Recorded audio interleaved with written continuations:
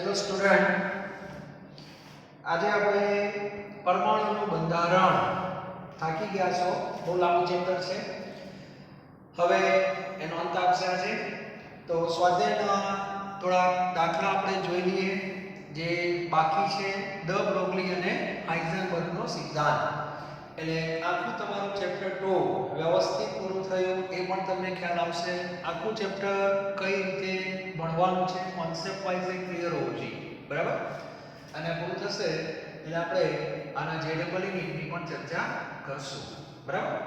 તો સૌથી પહેલા સ્વાધ્યાયની અંદર હવે જે કંઈ દાખલાઓ બાકી રહી ગયા છે એ બધા આ વિભાગના કહી શકાય, બરાબર?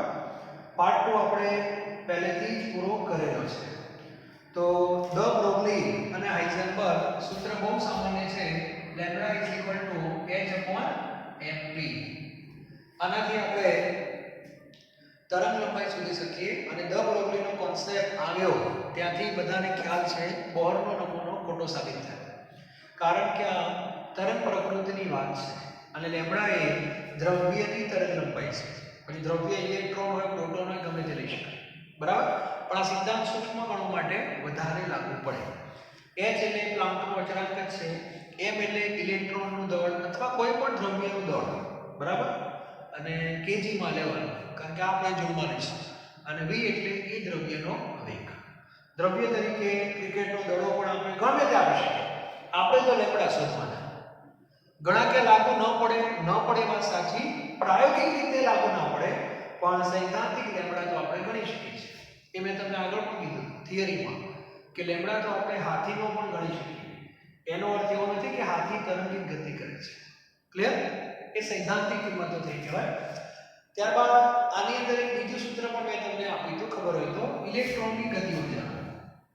અને ગતિ ઊર્જાનું સૂત્ર છે 1/2 mv².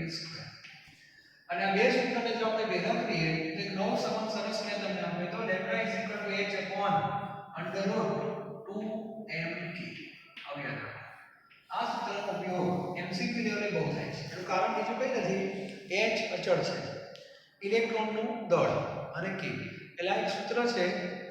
એમાં ઇલેક્ટ્રોનની પણ સરખામણી થઈ શકે, જુદા જુદા બે કણની પણ સરખામણી થાય. જુદા જુદા કણ હોય તો h જ કેન્સલ થાય ગુણોત્તર લો એટલે m અને k કેન્સલ ન થાય. ખાલી ઇલેક્ટ્રોનની વાત હોય તો h અને m બંને કેન્સલ થાય. તો આ એમસીક્યુ પણ આપણે જોયેલા છે. ગતિ ઊર્જા 9 ગણી યાદ કરો તો લેમ્બડાનું મૂલ્ય 1/3 આવે છે. અમુક બુકમાં ભૂલ છે. ઓકે, તો આનો ઉપયોગ કરવાનો. અને હાઇઝનબર્ગ છે એમાં પણ બધાને ખ્યાલ છે ડેલ્ટા x ડેલ્ટા p. આપણે આ સૂત્ર વધારે વાપરશું ઇક્વલ 1. અને જો વેગની અનિશ્ચિતતા આપેલી હોય તો h / 4π m. અને આ બંને રાશિ ચોકસાઈપૂર્વક એક સાથે માપી શકાતી નથી. કાં તો ડેલ્ટા x મપાય કાં તો ડેલ્ટા p મપાય.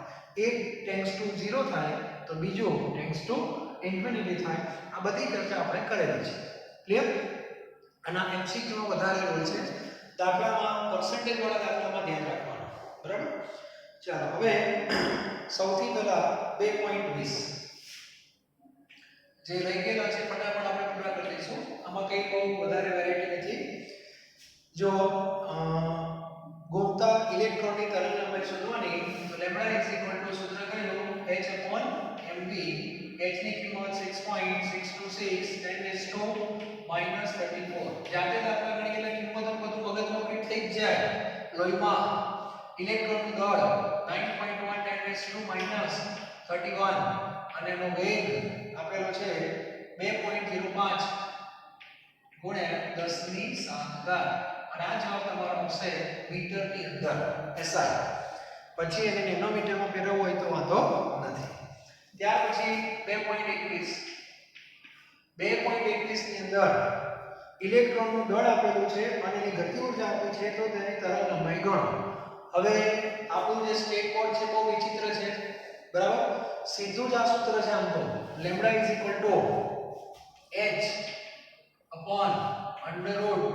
/√2mk, બરાબર? h એટલે 6.626 10⁻34 √m ઇલેક્ટ્રોનનું દળ 9.1 10⁻31 k એટલે ગતિ ઊર્જા જૂલમાં હોવી જોઈએ 3 ગુણ્યા 10 ની -25 ઘાત, તો તમારો આ જવાબ આવી જાય કે ના આવી જાય? હા, વર્ગમૂળ લેતા આવડવું જોઈએ, ધ્યાન રાખજો. એમાં ન આવડે તો શીખી લેવાનું. તો લેમ્બડાનો જવાબ આવી જશે.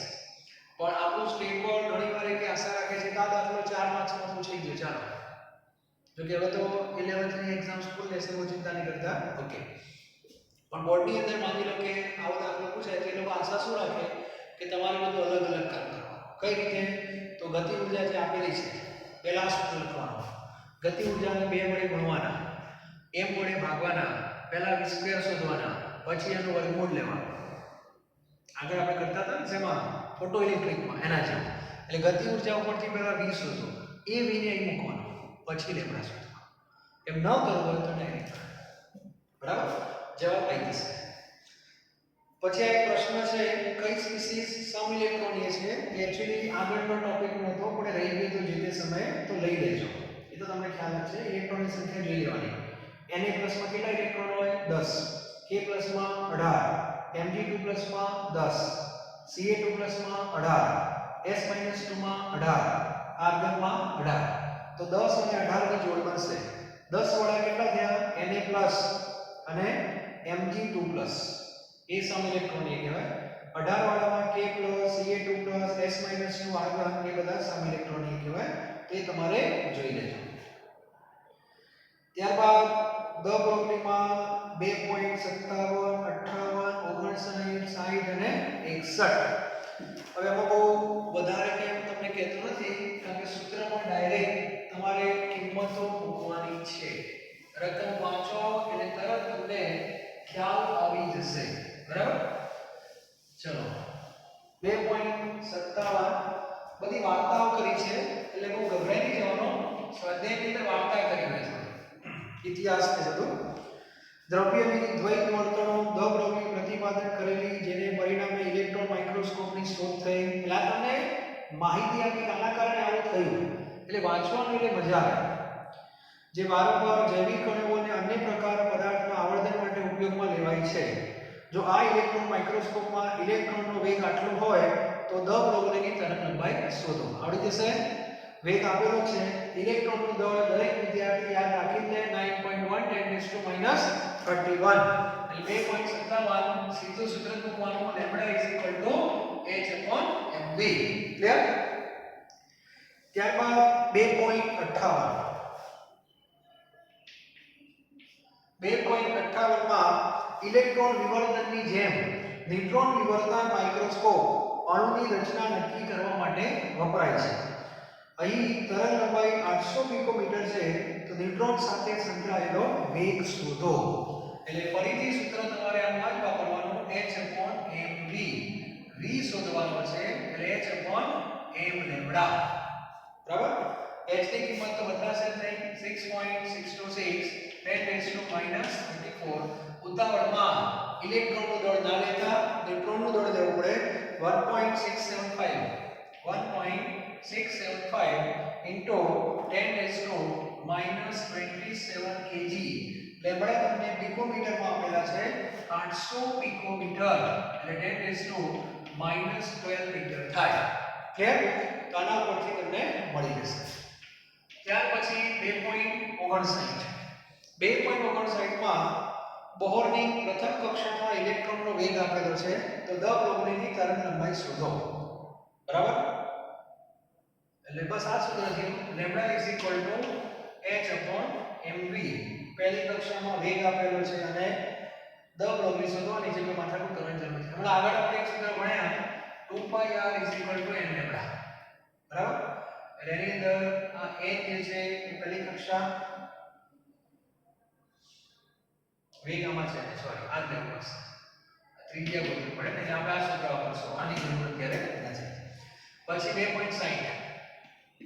2.60 માં ખાલી માહિતી છે, 1000 v વિભવ તફાવત ઘૂમતા પ્રોટોન સાથે સંકળાયેલો વેગ આટલો છે.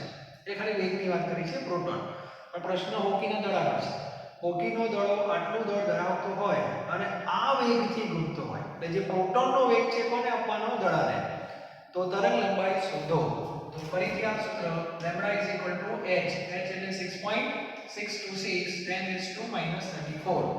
દળ લેવાનું 0.1 અને વેગ કેટલો લેશો 4.37 ગુણ્યા 10 ની 5 ઘાત તો લેમ્બડા આવી જશે બરાબર અને છેલ્લો 2.61 લાસ્ટ આ હાઇઝનબર્ગનો છે અને હાઇઝનબર્ગની અંદર ઇલેક્ટ્રોનનું સ્થાન આટલી ચોકસાઈથી માપવામાં આવે છે સ્થાન એટલે delta x plus or minus 0.002 nanometre નહીં ચાલે એટલે 10⁻⁻⁹ મીટર કરી દેવાનો અને વેગમાન ની નિશ્ચિતતા કીધી છે delta x delta v h/4π